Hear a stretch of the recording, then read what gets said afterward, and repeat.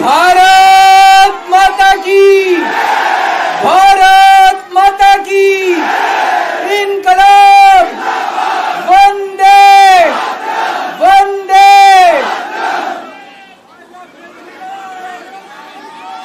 आप सब लोगों का तहे दिल से बहुत बहुत शुक्रिया। इतनी तपती धूप के अंदर इतनी देर से इतनी बड़ी संख्या में आप लोग मेरा इंतजार कर रहे हैं। मैं आपका तहे दिल से बहुत बहुत शुक्रिया अदा करना चाहता हूं।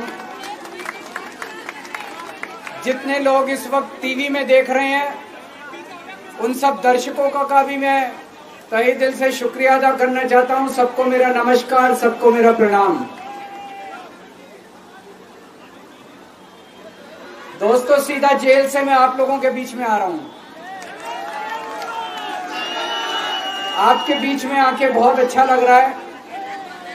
50 दिन के बाद अभी अभी मैं, मेरी पत्नी भगवंत मान साहब, हम लोग कनॉट प्लेस में हनुमान मंदिर में गए थे। हनुमान जी का आशीर्वाद लिया, उनके दर्शन किए। फिर शिव जी के मंदिर गए, शनि जी महाराज के पास गए, उनका सबका आशीर्वाद लिया। बजरंग बली की खूब कृपा है हमारे ऊपर, हमारी पार्टी के ऊपर, देशवासियों के ऊपर। उन्हीं की कृपा से आज अचानक मैं आप लोगों के बीच में हूं। नहीं तो किसी को उम्मीद नहीं थी कि चुनाव के बीच में मैं जेल से बाहर आ जाऊंगा। लेकिन ऊपर बजरंग बली की कृपा है, हनुमान जी की कृपा है हम लोगों के ऊपर, और चमत्कार हुआ और आज मैं आप लोगों के बीच में हूं। दोस्तों, हमारी आम आदमी पार्टी एक छोटी सी पार्टी है, 2 राज्यों के अंदर है, अभी 10 साल पुरानी पार्टी है। हमारी पार्टी को कुचलने में, खत्म करने में प्रधानमंत्री जी ने कोई कसर नहीं छोड़ी। एक साथ हमारी पार्टी के 4 टॉप के नेता जेल भेज दिए एक साथ। अरविंद केजरीवाल, मनीष सिसोदिया, संजय सिंह, सतिंदर जैन। बड़ी बड़ी पार्टियों के अगर 4 टॉप के नेता जेल चले जाएं, पार्टी खत्म हो जाती है। आम आदमी पार्टी के 4 टॉप के नेता इन्होंने जेल भेज दिया। उन्होंने सोचा कि पार्टी खत्म हो जाएगी, लेकिन ये पार्टी नहीं है, ये एक सोच है। जितना ये खत्म करना चाहते हैं उतना ये बढ़ती जाती है, उतना ये बढ़ती जाती है। ये क्रश करना चाहते हैं प्रधानमंत्री जी आम आदमी पार्टी को। जो लोग मोदी जी से मिलने जाते हैं, वो कई लोग हमें भी जानते हैं, वो बाहर आके हमें बताते हैं कि आपके बारे में सबसे पहले मोदी जी से जो भी मिलने जाता है, सबसे पहले वो केजरीवाल की और आम आदमी पार्टी की 10 से 15 मिनट बात करते हैं। उनको कहते हैं कि आने वाले समय के अंदर आम आदमी पार्टी ही देश को भविष्य देने वाली है। वो खुद भी मानते हैं। इसीलिए वो चाहते हैं कि आज ही आम आदमी पार्टी को बढ़ने से रोका जाए, इनको कुचल दिया जाए। ये तानाशाही है। अगर उनको लगता है कि आम आदमी पार्टी आने वाले समय में बीजेपी को चैलेंज देने वाली है, आप अच्छे काम करो, आप देश को भविष्य दो। आज आपकी सरकार है केंद्र के अंदर, आप देश के लिए काम करोगे, आम आदमी पार्टी को कोई पूछेगा ही नहीं। लेकिन आप कुछ काम नहीं करो और आम आदमी पार्टी को कुचल दो, ये जनतंत्र नहीं है, ये इस देश की जनता पसंद नहीं करती। इन्होंने आम आदमी पार्टी को कुचलने में कोई कसर नहीं छोड़ी। छोटे से लोग हैं हम लोग, छोटी सी पार्टी है। 75 साल के अंदर इस कदर किसी पार्टी को और उसके नेताओं को प्रताड़ित नहीं किया गया जिस तरह से प्रधानमंत्री मोदी जी ने आम आदमी पार्टी को प्रताड़ित करने की कोशिश की है। मेरे को इन्होंने जेल भेज दिया। प्रधानमंत्री जी कह रहे हैं मैं भ्रष्टाचार से लड़ रहा हूं। देश के सबसे बड़े चोर, उचक्के और डकैतों को उन्होंने अपनी पार्टी में शामिल कर लिया।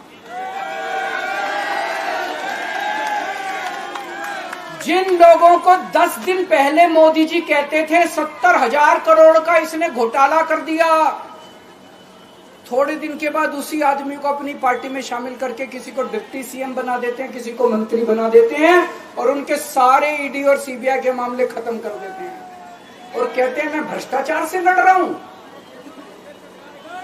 मैं मोदी जी को कहना चाहता हूं, भ्रष्टाचार से अगर लड़ाई लड़नी है तो केजरीवाल से सीखो।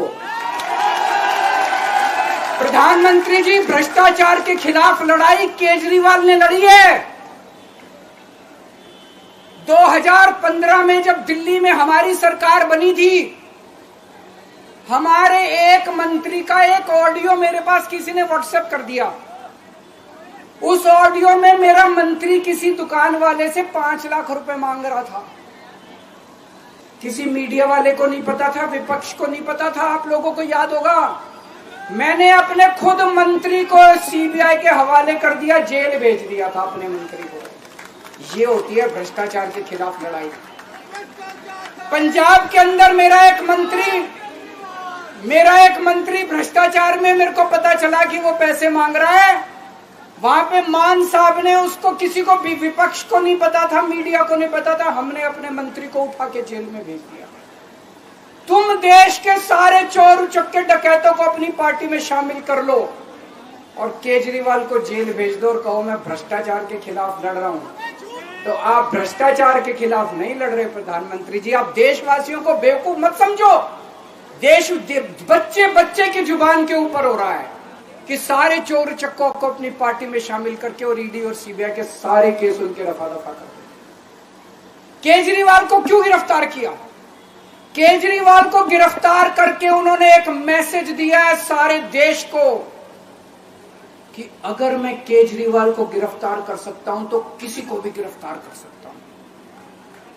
कोई केस नहीं होगा, कोई मामला नहीं होगा, तब भी मैं तुमको गिरफ्तार कर सकता हूं।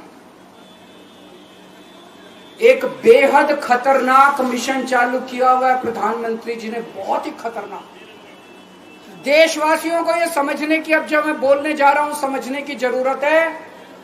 उस मिशन का नाम है वन नेशन वन लीडर। देश के सारे नेताओं को खत्म करना चाहते हैं मोदी जी और इसको 2 स्तर के ऊपर इस मिशन को चला रहे हैं। जितने विपक्ष के नेता हैं उनको जेल भेजेंगे और जितने बीजेपी के नेता हैं उनको सबको निपटा देंगे, उनकी राजनीति खत्म करते जाएंगे, उनको सबको निपटाते जाएंगे। विपक्ष के अंदर आज इन्होंने मनीष सिसोदिया को जेल भेज दिया, संजय सिंह को जेल भेज दिया, सत्येंद्र जैन को जेल भेज दिया, केजरीवाल को जेल भेज दिया, हेमंत सोरेन को जेल भेज दिया, ममता दीदी के कई मंत्रियों को जेल भेज दिया, स्टालिन के कई मंत्रियों को जेल भेज दिया, केरला के सीएम के पीछे पड़े हैं। अगर ये चुनाव जीत गए, मेरे से लिखवा लो एफिडेविट के ऊपर, थोड़े दिन के बाद ममता दीदी जेल में होंगी, तेजस्वी यादव जेल में होगा, स्टालिन साहब जेल के अंदर होंगे, पिनरई विजयन जेल के अंदर होंगे, उद्धव ठाकरे जेल के अंदर होंगे, जितने विपक्ष के नेता ये सारे जेल के अंदर होंगे। अगर ये चुनाव जीत गए, इन्होंने बीजेपी का एक नेता नहीं छोड़ा। आडवाणी जी की राजनीति खत्म कर दी इन्होंने, मुरली मनोहर जोशी की राजनीति खत्म कर दी, सुमित्रा महाजन की, शिवराज सिंह चौहान जिसने मध्य प्रदेश का चुनाव जीत के दिया इन लोगों ने, शिवराज सिंह चौहान ने उसको मुख्यमंत्री नहीं बनाया, उसकी राजनीति खत्म कर दी। वसुंधरा राजे की राजनीति खत्म कर दी इन्होंने, खट्टर साहब की राजनीति खत्म कर दी, डॉक्टर रमन सिंह की राजनीति खत्म कर दी। अब अगला किसका नंबर है? योगी आदित्यनाथ। अगर ये चुनाव जीत गए, मेरे से लिखवा लो, 2 महीने के अंदर उत्तर प्रदेश का मुख्यमंत्री बदल देंगे। योगी आदित्यनाथ की राजनीति खत्म करेंगे, उनको भी निपटा देंगे। यही तानाशाही है दोस्तों। वन नेशन वन लीडर ये चाहते हैं, एक ही तानाशाह इस देश के अंदर बचेगा, एक ही तानाशाह इस देश के अंदर बचेगा। हमारा देश बहुत महान है, 4000 5000 साल पुराना हमारा देश है। इसके पहले पिछले 4000 साल में कई मौके आए जब इस देश के ऊपर तानाशाहों ने कब्जा करने की कोशिश की। लेकिन हमारे देश के लोगों ने उन तानाशाहों का तख्ता उखाड़ के फेंक दिया। जब जब हमारे देश में ऐसा मौका आया कि तानाशाह ने हमारे देश के ऊपर कब्जा करने की कोशिश की, इस देश की जनता ने उसका तख्ता उखाड़ के फेंक दिया। आज एक तानाशाह इस देश से जनतंत्र खत्म करना चाहता है।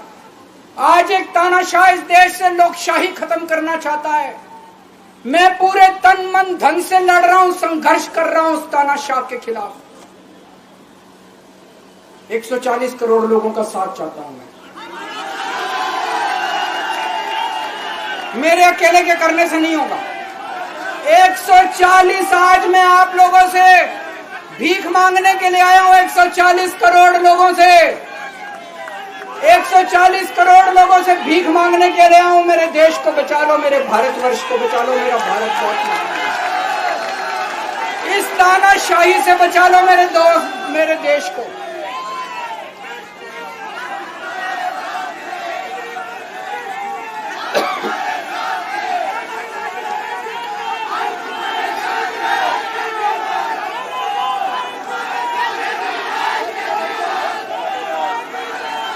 मैं सुप्रीम कोर्ट का बहुत बहुत शुक्रिया अदा करना चाहता हूं। उन्होंने 21 दिन दिए हैं, एक एक दिन में 24 घंटे हैं। मैं एक दिन में 24 में से 36 घंटे काम करूंगा। पूरे देश भर में घूमूंगा इस तानाशाही को रोकने के लिए। दोस्तों, जितनी मेरे अंदर ताकत है, मेरा सब कुछ कुर्बान है देश के लिए। मेरा तन मन धन सब कुछ कुर्बान है मेरे देश के लिए। मेरे खून का एक एक कतरा मेरे देश के लिए, मेरे शरीर का एक एक कतरा, मेरी जिंदगी का एक एक पल मेरे देश के लिए। मेरे देश को बचाने के लिए मैं पूरे देश में जाऊंगा। दोस्तों, अब एक बहुत महत्वपूर्ण बात करने जा रहा हूं, उसको ध्यान से सुनना। ये लोग इंडिया गठबंधन से पूछते हैं आपका प्रधानमंत्री कौन होगा। मैं बीजेपी से पूछता हूं आपका प्रधानमंत्री कौन होगा। आप लोग सोच रहे होंगे केजरीवाल क्या बात कर रहा है, मोदी जी होंगे। नहीं, मोदी जी अगले साल 17 सितंबर को 75 साल के हो रहे हैं। बीजेपी के अंदर मोदी जी ने 2014 में मोदी जी ने खुद ने रूल बनाया था कि बीजेपी के अंदर जो भी 75 साल का होगा उसको रिटायर कर दिया जाएगा। सबसे पहले आडवाणी जी को रिटायर किया गया, उसके बाद मुरली मनोहर जोशी जी को रिटायर किया गया, फिर सुमित्रा महाजन को रिटायर किया गया, फिर यशवंत सिन्हा को रिटायर किया गया। अब मोदी जी अगले साल 17 सितंबर को रिटायर होने वाले हैं। तो मैं बीजेपी से पूछना चाहता हूं आपका प्रधानमंत्री का दावेदार कौन है। दोस्तों, अगले साल 17 सितंबर तक अगर इनकी सरकार बनी, तो उस पर भी आऊंगा मैं। अगर इनकी सरकार बनी तो पहले अगले 2 महीने में योगी जी को निपटाएंगे ये, और उसके बाद मोदी जी के सबसे खास अमित शाह को ये प्रधानमंत्री बनाएंगे। तो मैं लोगों को, देश के लोगों को आगाह करना चाहता हूं, मोदी जी अपने लिए वोट नहीं मांग रहे। मोदी जी अमित शाह को प्रधानमंत्री बनाने के लिए वोट मांग रहे हैं। मैं पूछना चाहता हूं मोदी जी से और अमित शाह जी से, ये मोदी की गारंटी पूरी कौन करेगा? क्या अमित शाह मोदी की गारंटी पूरी करेंगे? जब आप अगर जो वैसे तो मेरे को लगता है मैं भी आऊंगा उसके ऊपर, मुझे नहीं लगता इनकी सरकार बन रही है, लेकिन जो बीजेपी को वोट देने जाएं वो ये सोच के जाना कि आप मोदी जी के नाम पे वोट नहीं दे रहे, आप अमित शाह के नाम पे वोट दे रहे।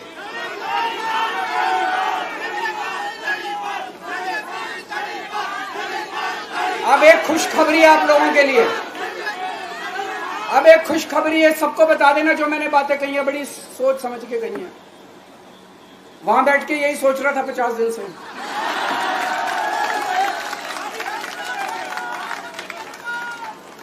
दोस्तों, पूरे देश के मेरे को बाहर निकले हुए 20 घंटे हो गए।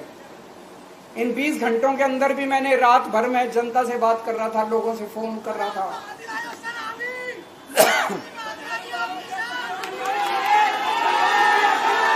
क्या बोल रहे? रात को आंधी आई थी।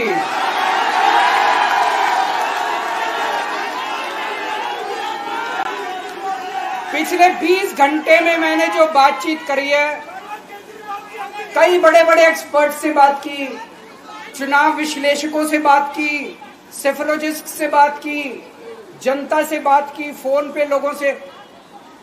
मेरा अपना आकलन है कि 4 जून के बाद इनकी सरकार नहीं बन रही, मोदी सरकार नहीं बन रही। दोस्तों, अगर मैं गलत हूं तो मेरे को बताना। हरियाणा में इनकी सीट कम हो रही है, राजस्थान में कम हो रही है, कर्नाटक में कम हो रही है, दिल्ली में कम हो रही है, बिहार में कम हो रही है, महाराष्ट्र में कम हो रही है, कर्नाटक में कम हो रही है, बंगाल में कम हो रही है, झारखंड में कम हो रही है। बढ़ कहां रही है? यूपी में कम हो रही है, बढ़ कहां रही है? बड़े एक भी जगह इनकी सीटें नहीं बढ़ रही हैं। मेरा अपना मानना है, और सट्टा बाजार में भी वो जो चल रहा है, इनकी 220 से 230 के बीच में सीट आ रही है, उससे ज्यादा सीट नहीं आ रही। मोदी सरकार नहीं बन रही है, केंद्र में इंडिया गठबंधन की सरकार बन रही है। आम आदमी पार्टी उस सरकार का हिस्सा होगी। दिल्ली को पूर्ण राज्य दिलाएंगे। दिल्ली का एलजी लोगों का एलजी होगा, दिल्ली का एलजी दिल्ली वालों का एलजी होगा। गुजरात से आया हुआ है अभी, दिल्ली के लोगों का एलजी होगा, दिल्ली के लोगों का विकास होगा। एक और पॉइंट है, जब मैं जेल के अंदर था तो कुछ लोगों ने यह मुद्दा उठाया, केजरीवाल सीएम पद से इस्तीफा क्यों नहीं देता। दोस्तों, केजरीवाल को कभी किसी पद का लालच नहीं हुआ।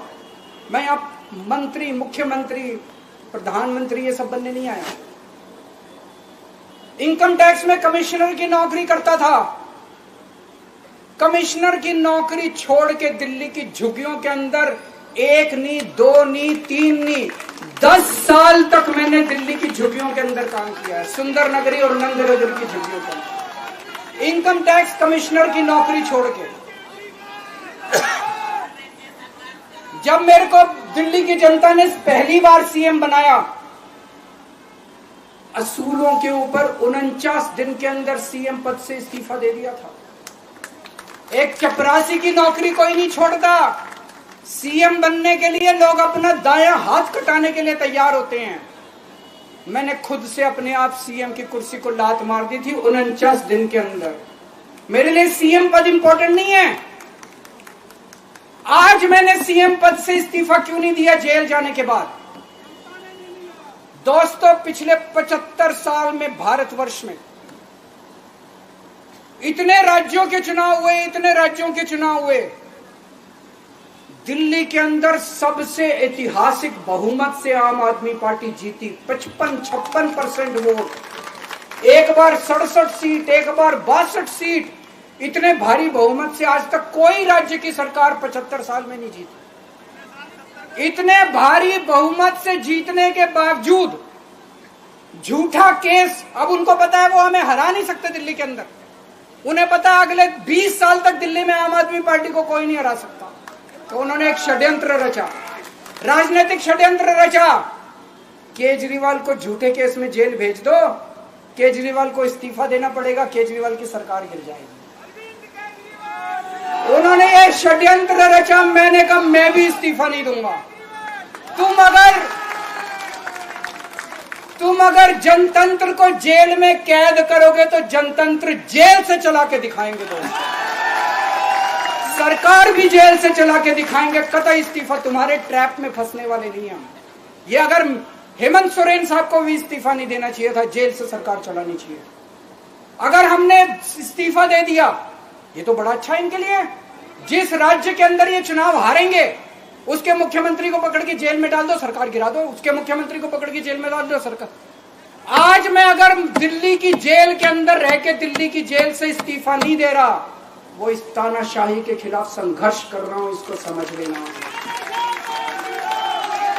केजरीवाल को किसी पद का लालच नहीं है। सीएम तो 100 सीएम की कुर्सी देश के नाम कुर्बान है। मुझे पता चला मेरे जेल जाने से बहुत लोग भावुक हुए, खासकर मेरी माँ, बहनें, महिलाएं बहुत रोई, कईयों ने बहुत मन्नतें मांगी। मैं सबका बहुत बहुत शुक्रिया अदा करना चाहता हूं जिन लोगों ने अपनी दुआएं, करोड़ों करोड़ों लोगों ने अपनी दुआएं भेजी हैं। पूरी दुनिया भर से करोड़ों लोगों ने दुआएं भेजी। उन्हीं के आशीर्वाद का कमाल है कि आज मैं आप लोगों के बीच में हूं। आप लोग सब लोग सुखी रहें, देश खूब तरक्की करे, फले फूले, आप सब लोग खूब खुश रहें, ऐसी मेरी प्रभु से इच्छा है। भारत माता की। राष्ट्रगान के लिए अपने जगह पर सभी लोगों से आग्रह है कि खड़े हो जाएंगे। जन गण मन अधिनायक जय हे भारत भाग्य विधाता। पंजाब सिंध गुजरात मराठा द्राविड़ उत्कल बंग। विंध्य हिमाचल यमुना गंगा उज्ज्वल जलधि तरंग। तव शुभ नामे जागे, तव शुभ आशीष मांगे। गाहे तव जय गाथा। जन गण मंगल नायक जय हे भारत भाग्य विधाता। जय हे जय हे जय हे जय जय जय जय हे।